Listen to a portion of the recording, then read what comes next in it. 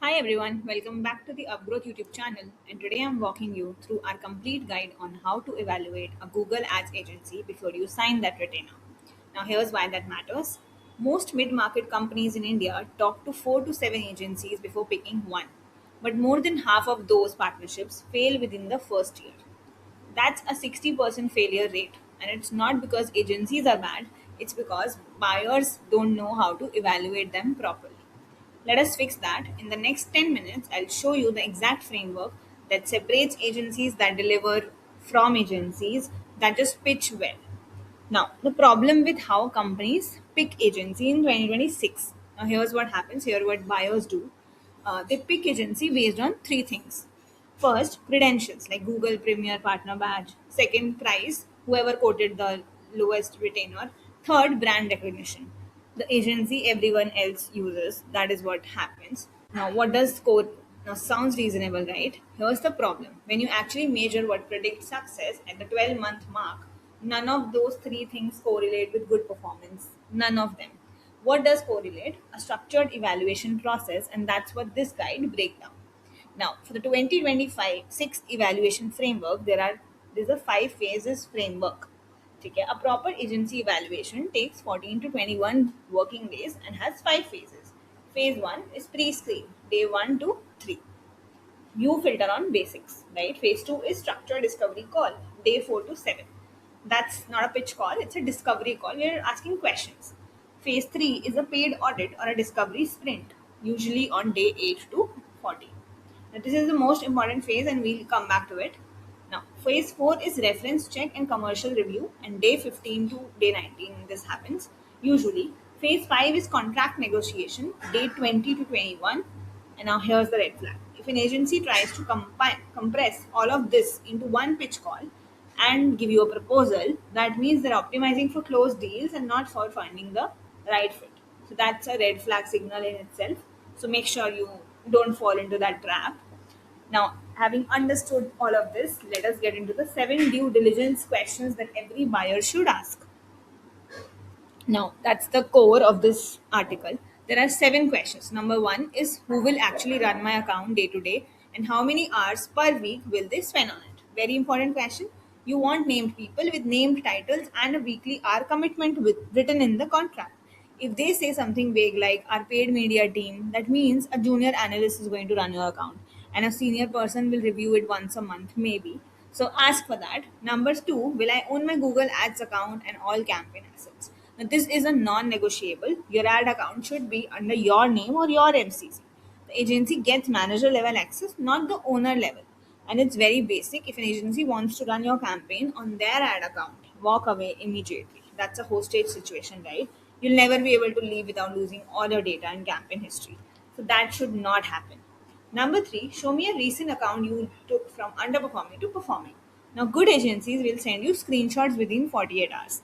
Account IDs will be blurred, but you'll see account IDs will be blurred, but you'll see real performance graphs, time series data, and exactly what they changed. Now, weak agencies will either ignore this question or send you a generic slide deck with client logos and no actual data. Now, that's a red flag, so walk. Question 4, what's your reporting cadence and can I see a sample report? Ask for a sample weekly or a monthly report from a current client. If their template is just a copy paste of Google as default reports, they're not adding any analytical value. So you're just paying them to maintain an account on autopilot. So let's avoid that. Number 5th question is what's your process when an account underperforms for two consecutive months? Very important. Now, the answer should be very specific. They should have a diagnostic framework to a hypothesis testing process, escalation to the senior strategist, and contract level terms on how underperformance gets addressed. It's a very crucial thing to look for in your the contracts. If they just say we'll optimize it or we'll figure it out, that's not a process. That's a red flag. Now, question 6 is can I speak to two current clients and two former clients? Current client confirms the pitch matches reality, and former clients tells you how the agency handle conflict and what their failure modes are. So very crucial question. Number 7, what's a retainer model and what happens if I cut my spend by 50%? Now, good agencies always have a clear answer. flat fee retainer with minimum hours committed, percentage of spend retainers with a floor, or hybrid models.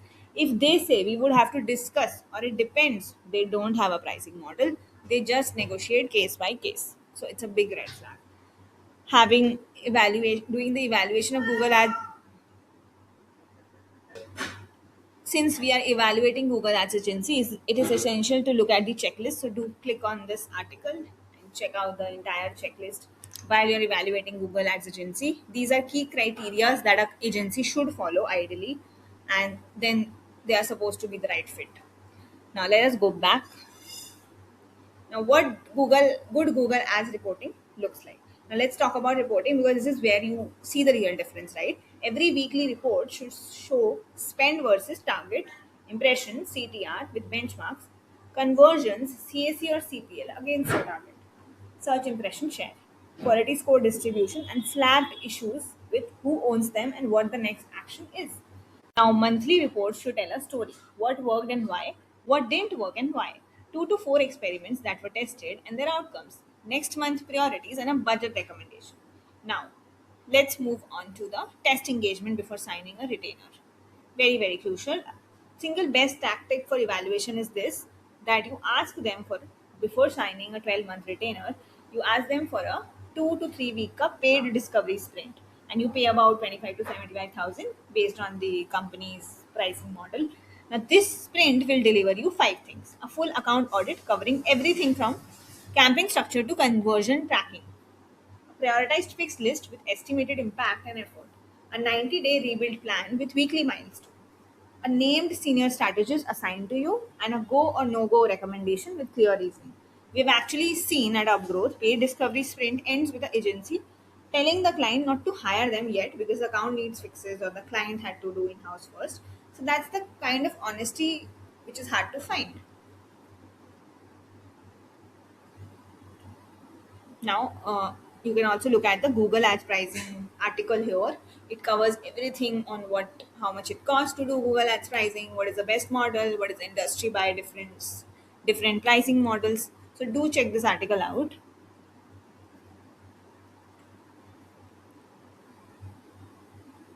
Now let us talk about one of the case study. Now, now we had a fintech client who has been with another Google Ads agency for 22 months. Now the previous agency was a premier partner with good credentials. The client didn't properly evaluate senior team hours or account ownership structure. When we took over, we inherited an account with 340 paused campaigns. Now conversion tracking that was double, counting 18% of leads. Landing pages that had been running for 14 months without declaring a winner, quality score average of 4.2 across top keywords. The client had paid 3.5 lakh per month for 22 months, right? That's 77 lakhs spent on an account that was broken in six different ways. So then we ran a 14-day paid discovery sprint for just 35K. Now, within 90 days of that rebuild, we were able to fix their CPL drop from 1.8 times. Lead volumes grew 2.4 times on the same spend, and the quality score went from 4.2 to 7.1. For you to check out all our case studies related to paid performance marketing, go to the sources page and check the case study tab here. So when you click on the case study, when you click on the case study tab, you get different sectors here in which we have run campaigns. So you can look at it. Now let us go back. After understanding the entire framework, the red flags, it's important to look at red flags as bound is the biggest red flag ever. So make sure you don't, sign up with them and check. If you're evaluating agencies, implement this framework in the next 14 days. Shortlist 3 agencies, ask all the 7 questions, commission a paid discovery sprint from your top choice, and the whole process will cost you 25,000 to 75,000, but protect you from a six-figure retainer mistake.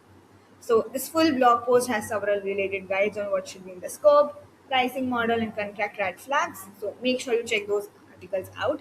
I will link the blog in the description. And if you need help evaluating proposal, we offer a paid agency audit service. So make sure you hit the resources growth tab here and move to paid and performance marketing. And you can book an audit with us. So make sure you do that.